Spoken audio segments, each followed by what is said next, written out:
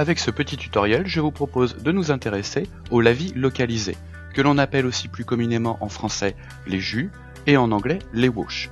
Pour cela, je vais utiliser ce modèle de Predator de chez Warhammer.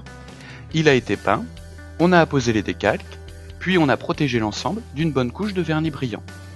Les lavis localisés ont déjà été réalisés sur les zones que vous voyez à l'écran. Notez comme cette technique met particulièrement bien en valeur les lignes de structure et les différents boulons. Pour ce tutoriel, nous allons donc réaliser les lavis localisés sur cette zone autour des deux trappes à l'avant.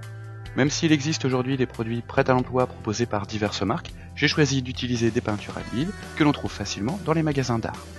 On va donc utiliser une peinture brun foncé, une peinture à l'huile noire, ainsi qu'éventuellement le gris de Payne que j'apprécie pour son côté légèrement gris bleuté. Pour la dilution, j'utilise du White Spirit pour artiste que l'on trouve une nouvelle fois dans les magasins d'art.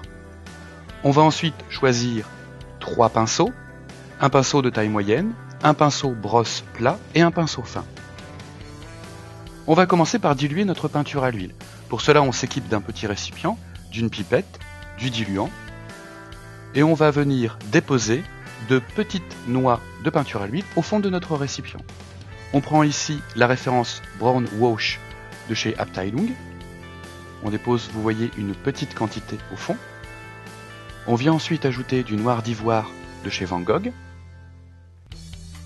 On commence à mélanger ces deux teintes. Puis on va venir prélever du White Spirit avec une pipette que l'on va transvaser dans notre récipient.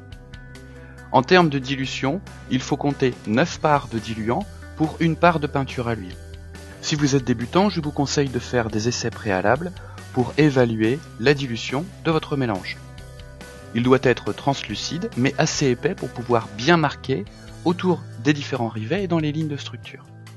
Une fois bien homogénéisé, le mélange va être prélevé en petite quantité avec notre pinceau fin et on va venir l'appliquer autour des détails. L'avantage d'avoir pulvérisé une couche de vernis brillant, outre le fait de protéger les décalques, nous permet d'avoir une surface bien lisse qui va faciliter l'écoulement par capillarité de notre lavis. On agit par petites touches. Pour le moment, on ne s'inquiète absolument pas des éventuels débordements.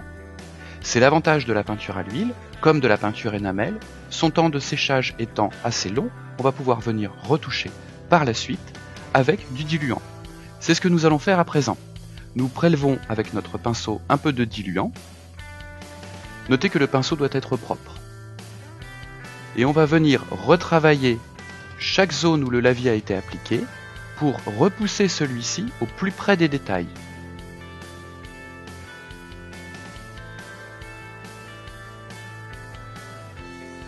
On essuie régulièrement notre pinceau et on le réimbibe de diluant.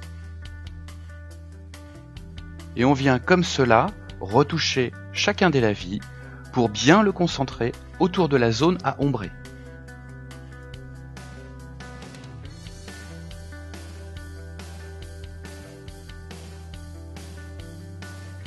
C'est un travail qui peut paraître fastidieux, mais l'avantage, c'est que l'on peut travailler sur une plus longue période que si l'on avait utilisé une peinture acrylique. Cette dernière possédant un temps de séchage beaucoup plus court, il est difficile de maîtriser l'effet obtenu. C'est pourquoi j'utilise des peintures à l'huile ou éventuellement des peintures énamel en brol avec le même diluant. Il faudra respecter un temps de séchage de 24 à 48 heures avant de venir éventuellement pulvériser une couche de vernis satiné qui protégera l'ensemble de ce travail avant de réaliser l'empoussiérage, une nouvelle fois soit avec des peintures à l'huile, soit avec des pigments ou des pastels secs réduits en poudre.